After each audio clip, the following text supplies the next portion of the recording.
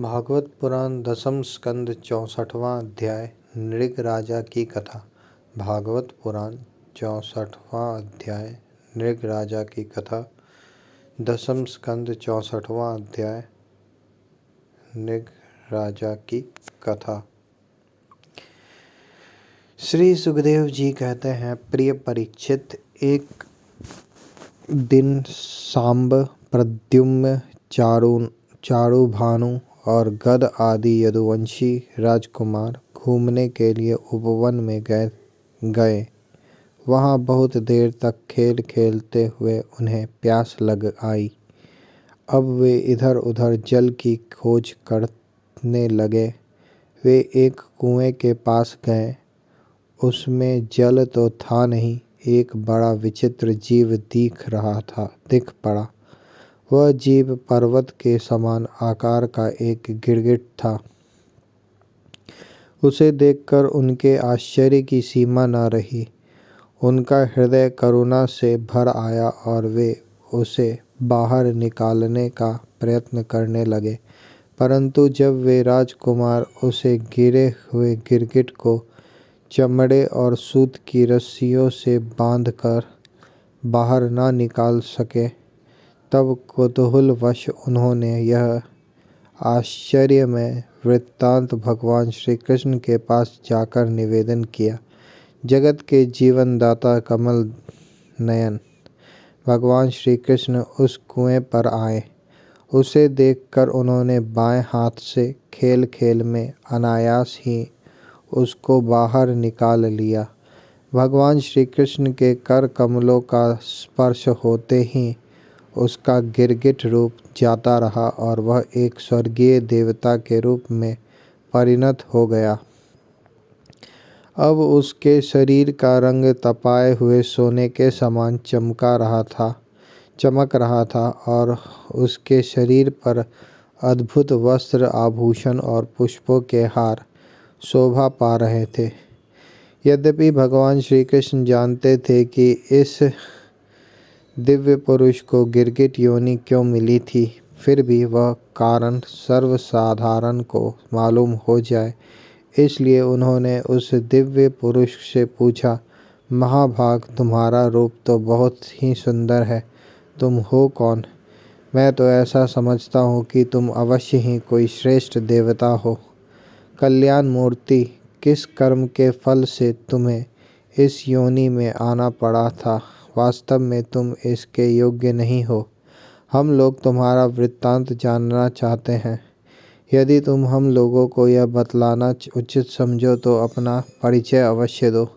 श्री सुखदेव जी कहते हैं, परीक्षित, जब अनंत मूर्ति भगवान श्री कृष्ण ने राजा नृग से, क्योंकि वे ही इस रूप में प्रकट हुए थे, इस प्रकार पूछा, तब उन्होंने अपना सूर्य के समान जाज्वल्यमान मुकुट झुकाकर भगवान को प्रणाम किया और वे इस प्रकार कहने लगे। राजा नृग ने कहा, प्रभु, मैं महाराज इक्ष्वाकु का पुत्र राजा नृग हूँ। जब कभी किसी ने आपके सामने दानियों की गिनती की होगी, तब उसमें मेरा नाम भी अवश्य ही आपके कानों में पड़ा होगा। प्रभु, आप समस्त प्राणियों की एक एक वृत्ति के साक्षी हैं। भूत और भविष्य का व्यवधान भी आपके अखंड ज्ञान में किसी प्रकार की बाधा नहीं डाल सकता। अतः आपसे छिपा ही क्या है। फिर भी मैं आपकी आज्ञा का पालन करने के लिए कहता हूँ। भगवान, पृथ्वी में जितने धूलि कण हैं, आकाश में जितने तारे हैं और वर्षा में जितनी जल की धाराएं गिरती हैं, मैंने उतनी ही गौएं दान की थी। वे सभी गौएं दुधारू, नौजवान, सीधी और सुंदर, सुलक्षणा और कपिला थीं। उन्हें मैंने न्याय के धन से प्राप्त किया था। सबके साथ बछड़े थे। उनके सींगों में सोना मढ़ दिया गया था और खुरों में चांदी। उन्हें वस्त्र, हार और गहनों से सजा दिया जाता था। ऐसी गौएं मैंने दी थी। भगवान, मैं युवावस्था से संपन्न श्रेष्ठ ब्राह्मण कुमारों को, जो सद्गुणी, शील संपन्न, कष्ट में पड़े हुए कुटुंब वाले, दंभ रहित, तपस्वी, वेद पाठी, शिष्यों को विद्या दान करने वाले तथा सच्चरित्र होते, वस्त्र भूषणों से अलंकृत करता और गौएं का दान करता। इस प्रकार मैंने बहुत सी गौएं, पृथ्वी, सोना, घर, घोड़े, हाथी, दासियों के सहित कन्याएं, तिलों के पर्वत, चांदी, शैया, वस्त्र, रत्न, गृह सामग्री और रथ आदि दान किए। अनेकों यज्ञ किए और बहुत से कुएं, बावली आदि बनवाए। एक दिन किसी अप्रतिग्रही, दान न लेने वाले तपस्वी ब्राह्मणी की एक गाय बिछुड़ कर मेरी गौएं में आ मिली।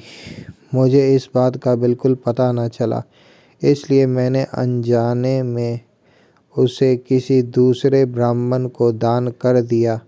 जब उस गाय को वे ब्राह्मण ले चले, तब उस गाय के असली स्वामी ने कहा, यह गौ मेरी है।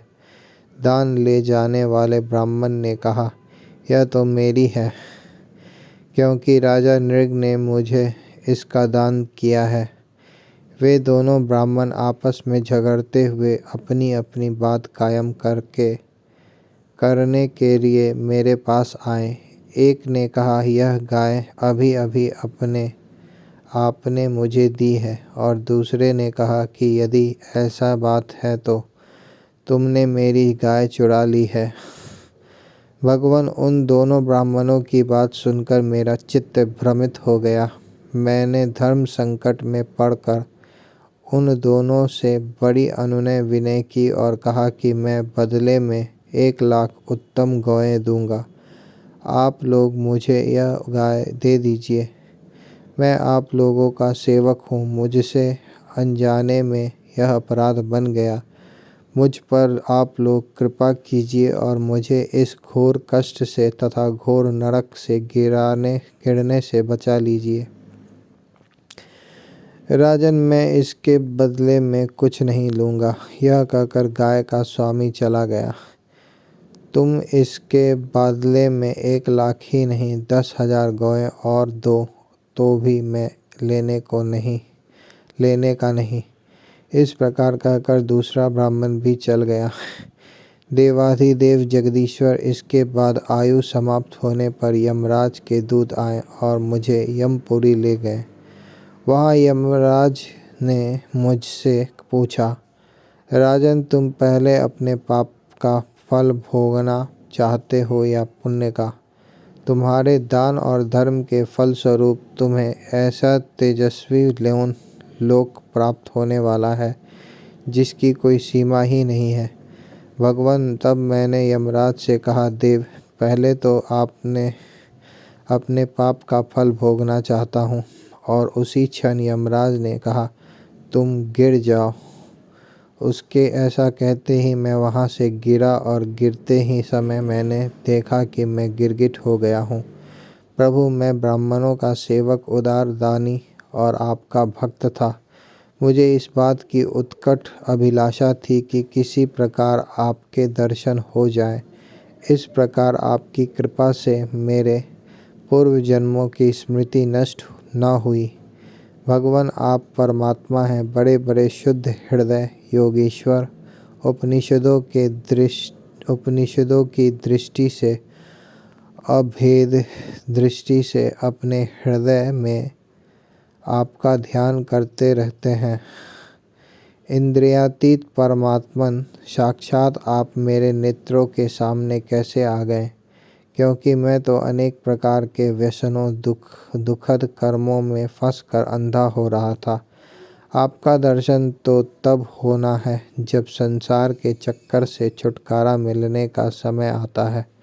देवताओं के भी आराध्य देव पुरुषोत्तम गोविंद, आप ही व्यक्त और अव्यक्त जगत तथा जीवों के स्वामी हैं। अविनाशी अच्युत, आपकी कीर्ति पवित्र है। अंतर्यामी नारायण, आप ही समस्त वृत्तियों और इंद्रियों के स्वामी हैं। प्रभु श्री कृष्ण, मैं अब देवताओं के लोक में जा रहा हूँ, आप मुझे आज्ञा दीजिए। आप ऐसी कृपा कीजिए कि मैं चाहे कहीं भी क्यों न रहूं, मेरा चित्त सदा आपके चरण कमलों में ही लगा रहे। आप समस्त कार्यों और कारणों के रूप में विद्यमान हैं। आपकी शक्ति अनंत है और आप स्वयं ब्रह्मा हैं। आप स्वयं ब्रह्मा हैं। आपको मैं नमस्कार करता हूँ। सच्चिदानंद स्वरूप सर्वंतर्यामी वासुदेव श्री कृष्ण, आप समस्त योगों के स्वामी योगेश्वर हैं। मैं आपको बार बार नमस्कार करता हूँ। राजा नृग ने इस प्रकार कहकर भगवान की परिक्रमा की और अपने मुकुट से उनके चरणों का स्पर्श करके प्रणाम किया। फिर उनसे आज्ञा लेकर सबके देखते देखते ही वे श्रेष्ठ विमान पर सवार हो गए। राजा नृग के चले आ जाने पर ब्राह्मणों के परम प्रेमी, धर्म के आधार देवकी नंदन भगवान श्री कृष्ण ने क्षत्रियों को शिक्षा देने के लिए वहां उपस्थित अपने कुटुंब के लोगों से कहा, जो लोग अग्नि के समान तेजस्वी हैं, वे भी ब्राह्मणों का थोड़े से थोड़ा धन हड़प कर नहीं पचा सकते। फिर जो अभिमानवश झूठ मूठ अपने को लोगों का स्वामी समझते हैं, वे राजा तो क्या पचा सकते हैं। मैं हलाहल विष को विष नहीं मानता, क्योंकि उसकी चिकित्सा होती है। वस्तुतः ब्राह्मणों का धन ही परम विष है। उसको पचा लेने के लिए पृथ्वी में कोई औषध, कोई उपाय नहीं है।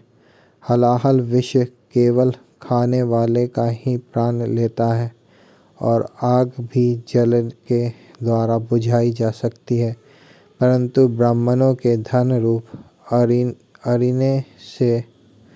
अरिने से जो आग पैदा होती है, वह सारे कुल को समूल जला डालती है।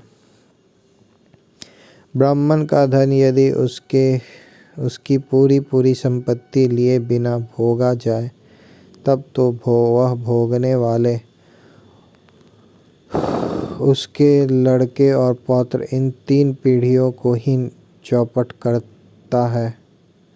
परंतु यदि बलपूर्वक हठ करके उसका उपयोग किया जाए, तब तो पूर्व पुरुषों की 10 पीढ़ियां और आगे की भी 10 पीढ़ियां नष्ट हो जाती हैं। जो मूर्ख राजा अपनी राज्य लक्ष्मी के घमंड से अंधे होकर ब्राह्मणों का धन हड़पना चाहते हैं, समझना चाहिए कि वे जानबूझकर नरक में जाने का रास्ता साफ कर रहे हैं। वे देखते नहीं कि उन्हें अधःपतन के कैसे गहरे गड्ढे में गिरना पड़ेगा। जिन उदार हृदय और बहुकुटुंबी ब्राह्मणों की वृत्ति छीन ली जाती है, उनके रोने पर उनके आंसू की बूंदों से धरती के जितने धूलिकण भीगते हैं, उतने वर्षों तक ब्राह्मण के सत्व को छीनने वाले उस उच्छृंखल राजा और उसके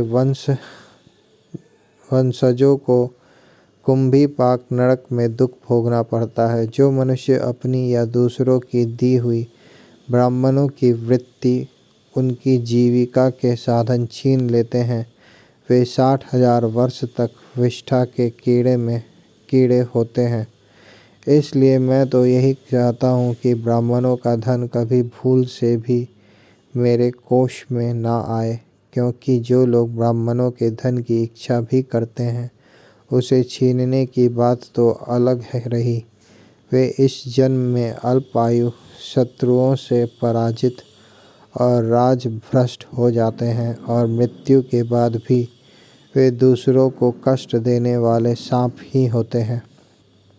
इसलिए मेरे आत्मियों, यदि ब्राह्मण अपराध करे तो भी उससे द्वेष मत करो।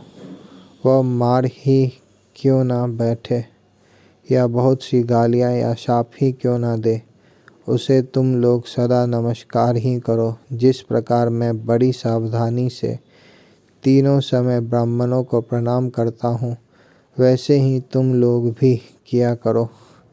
जो मेरी इस आज्ञा का उल्लंघन करेगा, उसे मैं क्षमा नहीं करूँगा, दंड दूँगा।